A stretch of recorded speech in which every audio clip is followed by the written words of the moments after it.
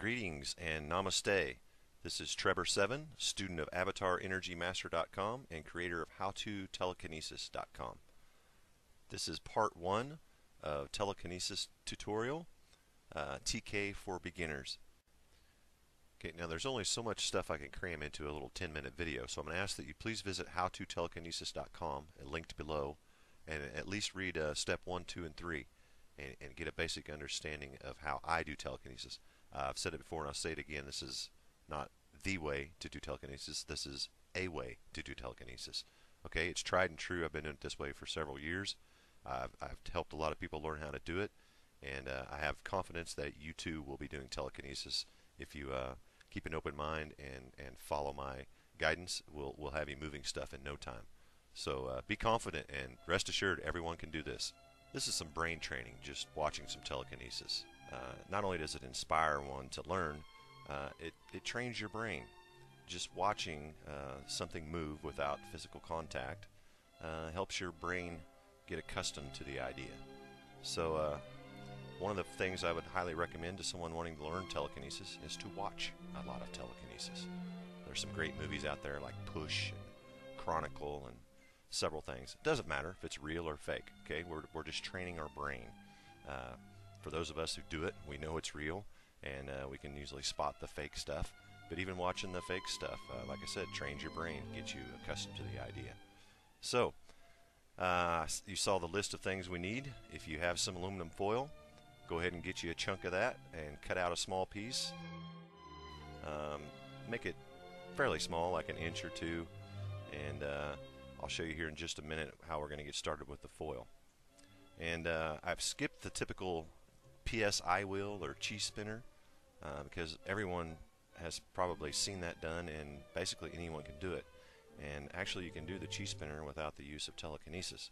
So we're just going to skip right over that. We'll get into that probably in part 2, but I want to make sure that you grasp the concept of real telekinesis first. Okay, so let's get started. First step is balancing and bonding. Okay, so we got our foil and we've cut it, and what I want you to do is fold it in half. You see mine's more of a rectangular shape. Just fold it in half long ways, and then smooth it out, make a nice crease, and open it back up just like you would a book to read. Okay? Now, take note of the texture and the feel. And what I want you to do next is just examine it very closely and ensure that you've touched every single piece of that foil. Just rub your fingers up and down it, smooth it out, flick it, pluck it, whatever you got to do, just kind of get familiar with it. Then put it on the tip of your finger and balance it. And take note of the weight and the proportion and the size and every little cranny, crook and cranny and wrinkle. Just make sure you've seen and touched every single part of that. Then, as you see what I'm doing now, just kind of toss it back and forth and get used to how it looks in motion. Give her a whiff. Maybe hold it next to your ear and pluck it. Get used to that sound. You'll notice that bigger pieces of foil have a different sound, and small pieces have a higher pitched sound. All this stuff is relevant. Basically, we're just trying to be a human 3D scanner and get as much information about that piece of foil in our head as possible. Okay, so now we're going to set and test the threshold. So I want you to open the foil up just as far as you possibly can and yet still be able to stand it up on end. And then when you do that, I want you to test it. If you're able to touch this foil without knocking it over, you need to widen it a little more. We want this as easy as possible, guys. I mean, if you blink too hard, we want that thing to fall over. Okay, we're just learning, so we want to make this as easy as possible. Okay, so get her set up. In your mind, acquire empathy. In other words, refer back to all that information you just observed about the foil. And then picture that you want the foil to fall over.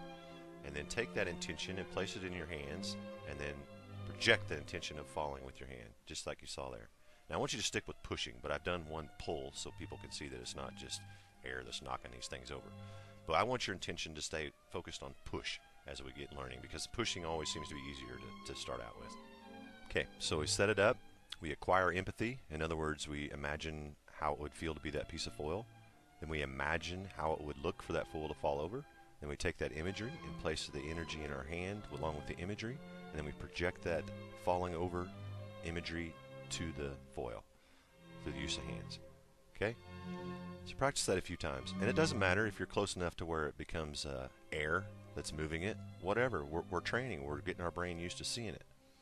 And once you get pretty good at that, we'll stop the hand motion and we'll just use the empathy and then the intentions, projecting our intentions.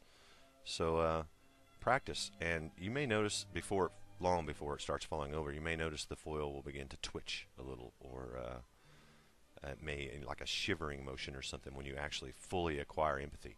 And concentrate on the empathy, guys, more so than the action of it falling over. Just imagine and remember everything about that foil, how it felt, how it smelled, how it looks, and just concentrate on the empathy. The more, when you become that foil, when you fully understand what that foil looks and feels like, it'll start to move. And it becomes easy after that. Okay, so there's some foil practice for you. And then another great one, and I found this to be very easy, was the feather.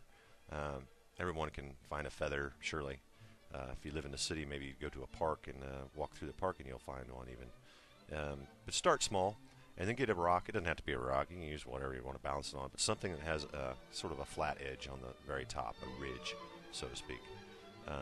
And then we're going to do the same thing. We acquire empathy with the feather.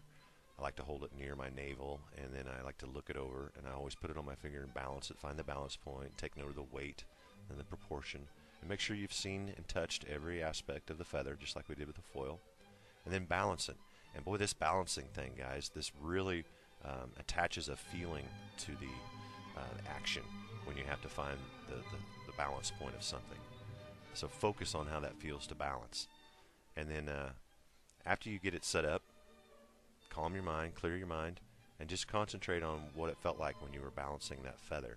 And like I said, as always, acquire empathy with the feather. And just think, but you don't have to think about teetering it up and down. Just think about how it feels to be balanced on there. And you'll notice that when you actually acquire true empathy with it, you don't have to do much of anything. It'll just start moving based on your empathy with it.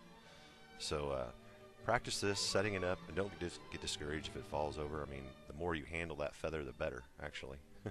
So mess with this a little bit, and I think you'll be surprised at how quickly you can acquire empathy with something when you balance it. And something else I want to touch on right now, I'll have to do another video to get this all out here, but it's energy is a big part of this, guys. So a good time to do this is not right after you ate.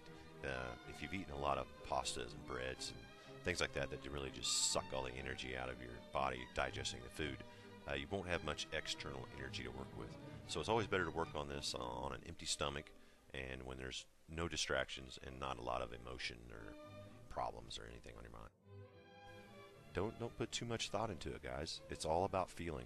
Everything we do in telekinesis is just a matter of transferring feelings to and from an object.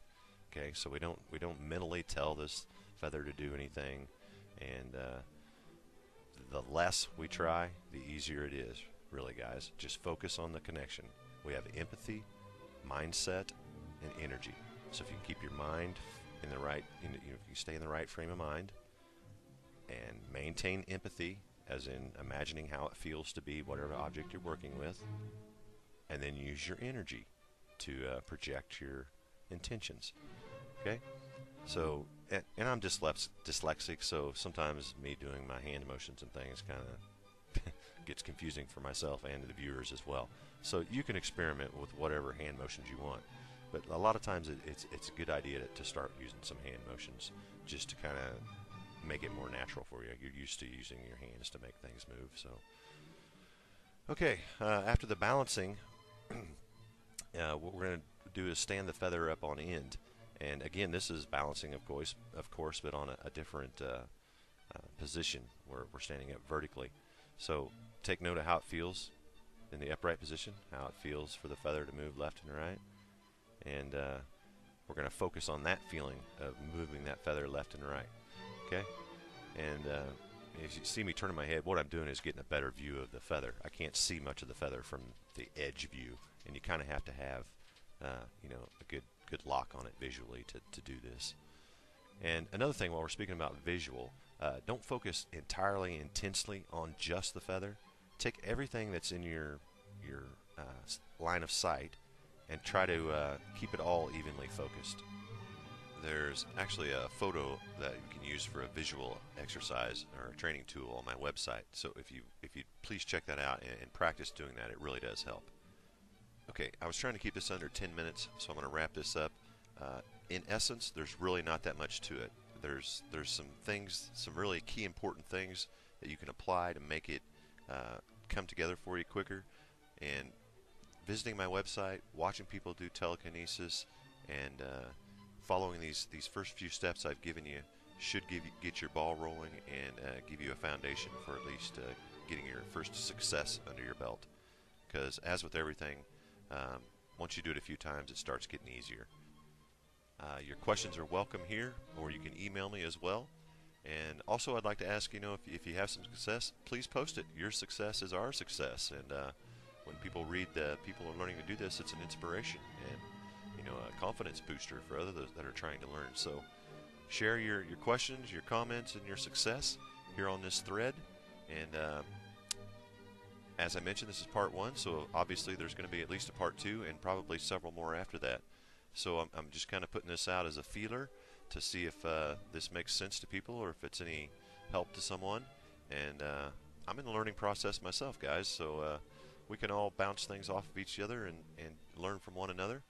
And I wish you the best of luck. I mean, my true intentions are only for you to learn telekinesis.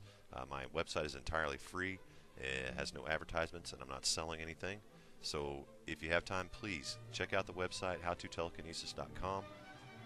Pick up the tools that you need to do this. And if you put in the time, I assure you, you can do telekinesis because everyone can do telekinesis. All right. Thanks for watching tutorial part 1. This is Trebor 7. Namaste, and God bless.